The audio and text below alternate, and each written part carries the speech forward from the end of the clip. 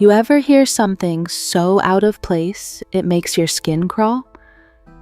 I was in the kitchen boiling water for tea.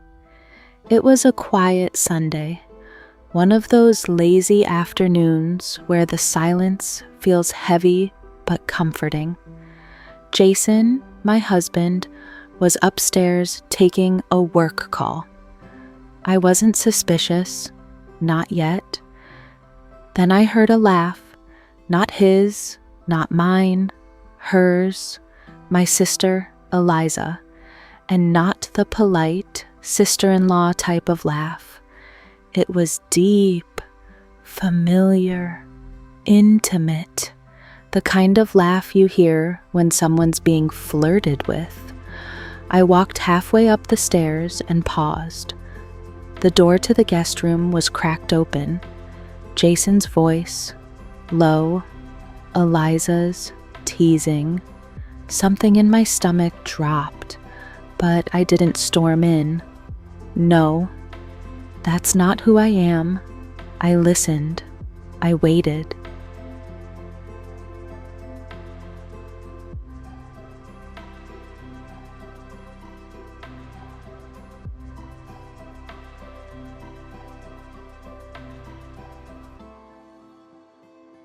Eliza was my best friend before she was my sister. Older by 2 years, she was always the cool one. Boys loved her, teachers adored her, and I just admired her. She was confident, fearless, the kind of woman I wanted to be. So when she lost her job and needed a place to stay for a couple weeks, I opened our home, no questions asked. That was 4 months ago.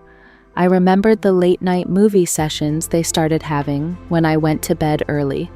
The shared playlists, the matching jokes, the emotional shortcuts. At first, I thought it was cute, that she was finally getting close to him, like family should. But now I saw the truth. It had never been cute. It had been calculated.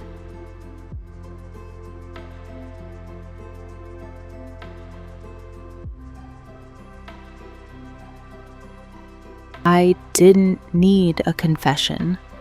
I just needed proof. That night, while Jason slept, I slid his phone from the nightstand. He was a heavy sleeper. He always had been, and I knew his password, our anniversary. Cute, right? Until you're using it to check for betrayal. Nothing in messages, nothing in WhatsApp, but the cloud backup, jackpot, screenshots, voice notes, memes, private jokes. They talked about me, called me boring, predictable. He said he wished I was more like her. And she laughed, said, "Don't feel guilty. She'll never know." That was the moment I broke, not into pieces, but into purpose.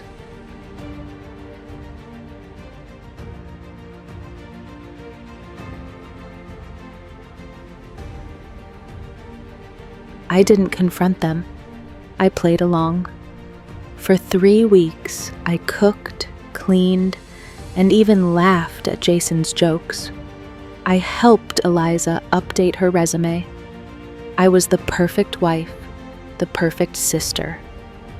But behind every smile, I was planting seeds. Cameras, mini ones, hidden in the guest room vent, in the hallway clock, even in the kitchen light fixture. I wasn't just collecting evidence, I was building their story from my lens. And they were arrogant, reckless. One afternoon, I caught it, them, kissing, in my kitchen, on camera, with my wedding photo in the background.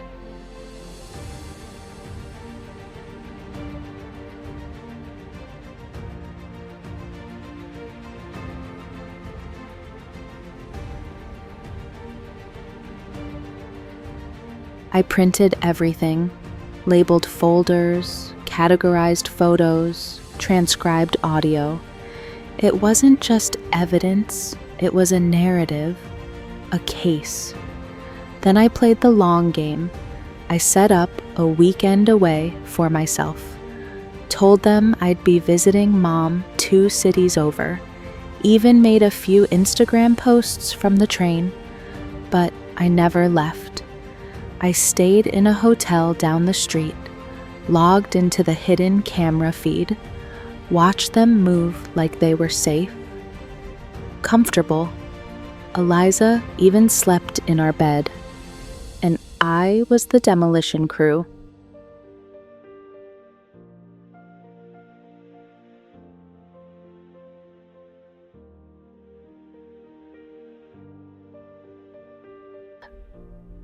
The moment came on a Monday morning. I waited until Jason left for work and Eliza was out for her yoga class. Then I sent the email, not just to Jason, not just to Eliza, to everyone. Jason's boss, his coworkers, his mother, our mutual friends, her old job's HR, the PTA she tried to join, the condo board. Subject line, thought you should know. Attached, a zip file titled Home Truths.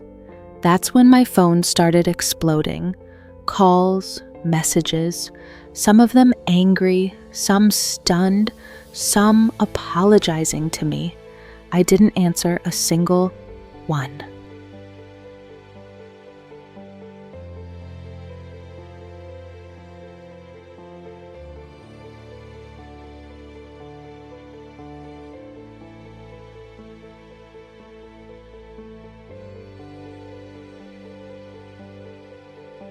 Jason was the first to come home. He looked like he'd aged 10 years in one day. He asked if we could talk. I asked if he wanted tea. He said, please. Then I served it to him, in the mug that said, World's Best Husband. He begged, he cried, he said it meant nothing. But I showed him the footage. Her laugh, his smile, my sheets. Then I handed him a manila envelope with divorce papers and left the room. When Eliza came in hours later, she looked like a ghost. I didn't even speak.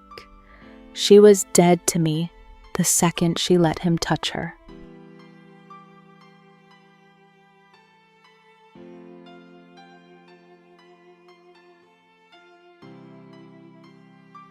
Eliza followed me into the kitchen, eyes red, face puffy.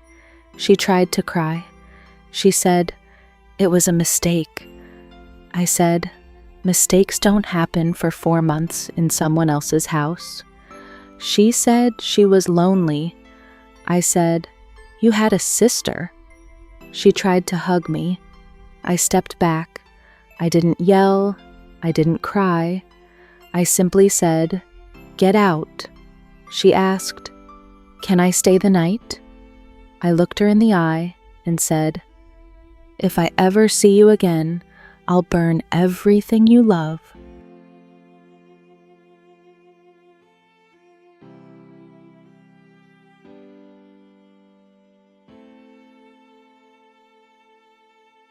The next morning, I changed the locks. I tossed every photo, every keepsake. I repainted the bedroom, replaced the bedding, donated Jason's books, burned her stupid scented candles. I detoxed my life. And you know what I realized? The silence didn't hurt. It healed. The home that once felt tainted started to feel mine again, not because they were gone, but because I was back.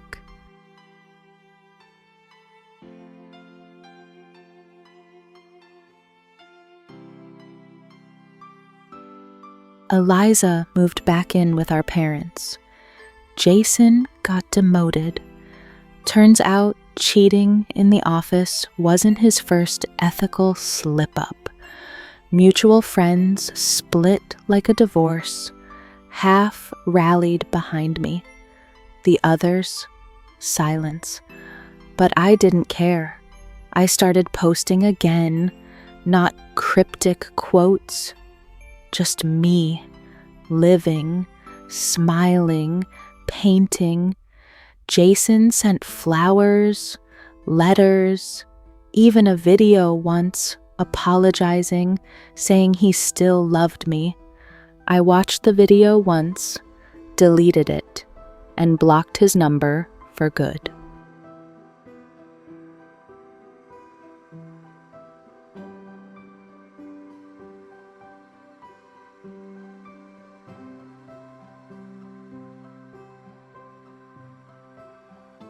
It's been a year. I started therapy, learned to name things I used to swallow.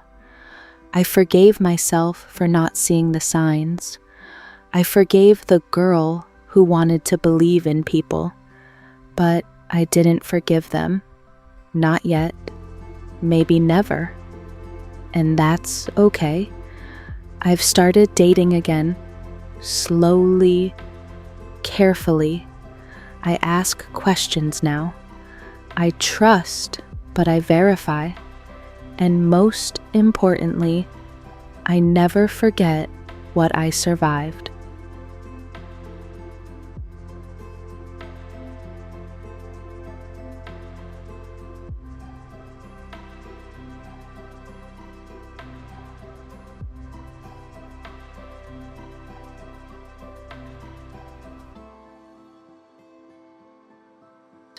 Last week, I saw Jason in the grocery store.